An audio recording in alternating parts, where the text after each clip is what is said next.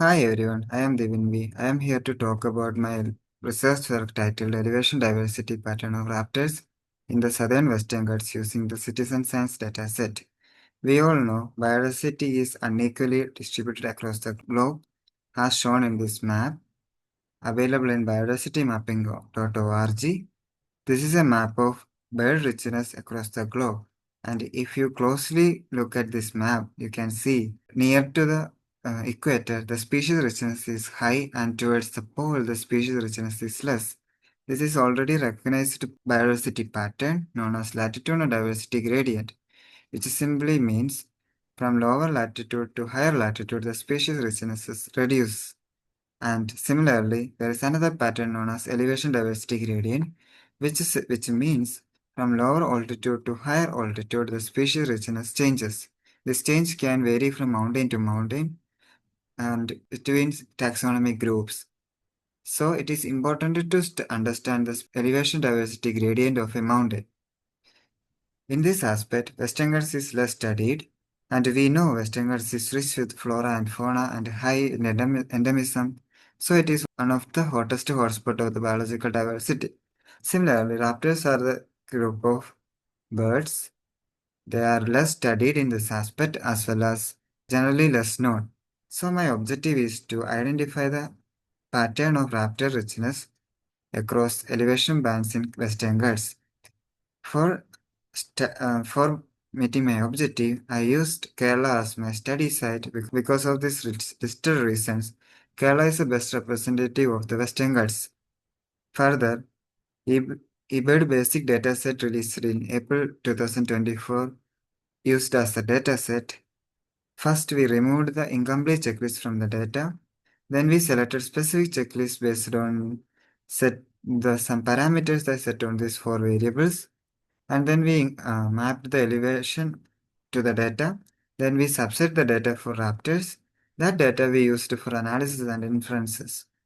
We did a calculated elevation range of each species. Then we did rarefaction to equalize the sampling size of elevation bands that we divided it into 300-meter width. Rarefaction helped us to identify the elevation diversity pattern of raptors in the Western Ghats. Our result shows after a complete filtration, we got 150,000 plus checklist with 462 species. Out of all the dataset, 41% of the checklist had at least one raptor. And out of 64 species reported in Kerala, we got 44 raptor species in our study. And these 44 belong to 3 orders and 5 families. And for these 44 species, we calculate the elevation range based on their minimum and maximum elevation point of observation, and the elevation range and the number of observation of the species showed a moderate positive correlation. But when we come to the elevation range, the species with a high elevation range and had the varying number of observation. That means larger number of observation as well as smaller number of observation.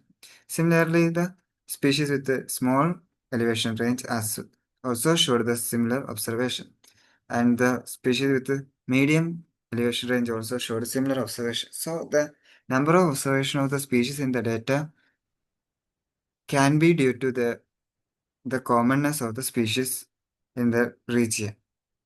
Then based on this elevation range, we assemble them to the each elevation band, that is, as I said, 300-meter width. And our rare fraction showed, showed uh, a mid elevation peak for the raptors in Western Ghats.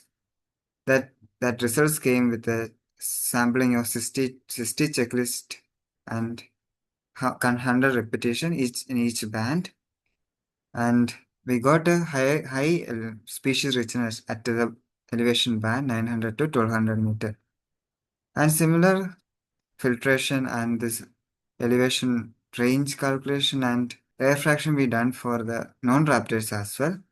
So it's also showed the a decreasing elevation pattern, but with a multimodal pattern, and higher richness observed in the lower elevation band of 0 to 300 meter, and next followed by 601 to 900 meter, then drastically reduced. Then we can conclude that number of observation has no effect on the elevation range of a species, and raptors show a mid-elevation peak at Western Ghats, which is one of the mostly observed elevation diversity pattern. And the raptor richness pattern doesn't follow the non-raptor richness pattern in Western Ghats. And with this, by ending, I would like to acknowledge Max Planck and the symposium organizers and my lab mates and my PI. And these are my references. Thank you.